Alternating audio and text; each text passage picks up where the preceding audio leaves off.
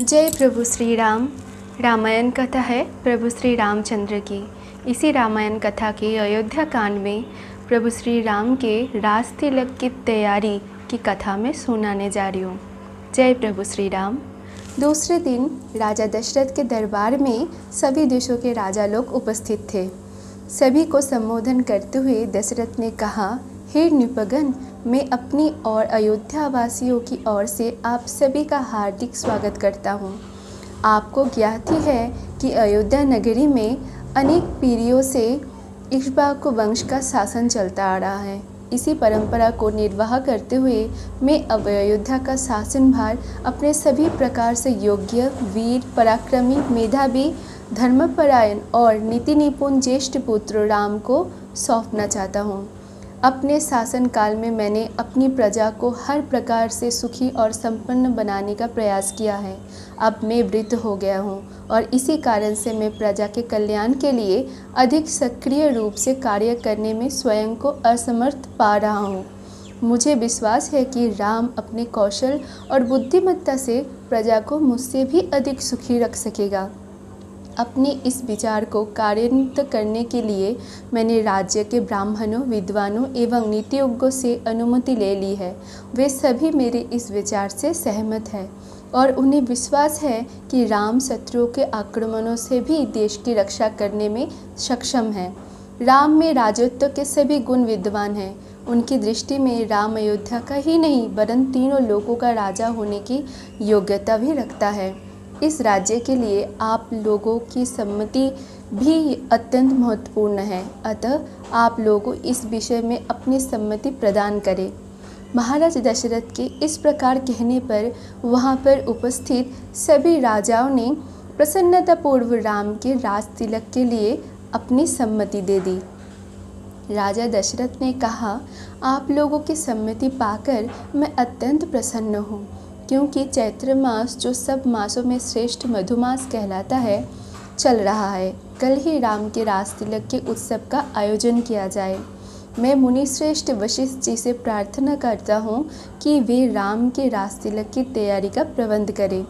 राजा दशरथ की प्रार्थना को स्वीकार करके राजगुरु वशिष्ठ जी ने संबंधित अधिकारियों को आज्ञा दी कि वे यथाशीघ्र स्वर्ण, रजत, उज्ज्वल माणिक्य, सुगंधित औषधीय, श्वेत सुगंधि युक्त मालाओं, लाजा, घृत, मधु, उत्तम वस्त्रादि एकत्रित करने का प्रबंध करें।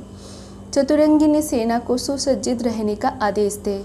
स्वर्ण हदों से सजे हुए हाथियों, श्वेत सूर्य का प्रतीक अंकित ध्वजाओं और परंपरा से चले आने वाले श्वेत निर्मल छत्र, स्वर्ण निर्मित 100 घोड़े, स्वर्ण मंडित सिंगों वाले सांड, सिंह की अखुन्न त्वचा आदि का शीघ्र प्रबंध करें। सुसज्जित वेदी का निर्माण करें। इस प्रकार अन्य और जितने भी आवश्यक निर्देश थे उन्होंने संबंधित अधिकारों को दे दिए। इसके पश्चात राजा दशरथ ने प्रधानमंत्री सुमंत से राम को शीघ्र लिवा आने के लिए कहा। महाराज की आज्ञा के अनुसार सुमंत रामचंद्र जी को रथ में अपने साथ बिठाकर लिबा लाए। अत्यंत श्रद्धा के साथ राम ने पिता को प्रणाम किया और उपस्थित जनों का यथोचित अभिवादन किया। राजा दशरथ ने राम को अपने निकट बिठाया और मुस्कुराते हुए कहा, हे राम, तुम्हारे गुणों से समस्त प्रजाजन प्रसन्न हैं। इसीलिए मैंने निश्चय किया है कि किसमें कल तुम्हारा राज तिलक दर दूंगा। इस विषय में मैंने ब्राह्मणों, मंत्रियों, विद्वानों एवं समस्त राजा महाराजाओं की भी सम्मति प्राप्त कर लिया है। इस अवसर पर मैं तुम्हें अपने अनुभव से प्राप्त कुछ सीख देना चाहता हूँ। सबसे पहली बात तो ये है कि तुम कभी विनयशीलता का त्याग मत करना। इंद्रियों को सदा अपने वश में रखना।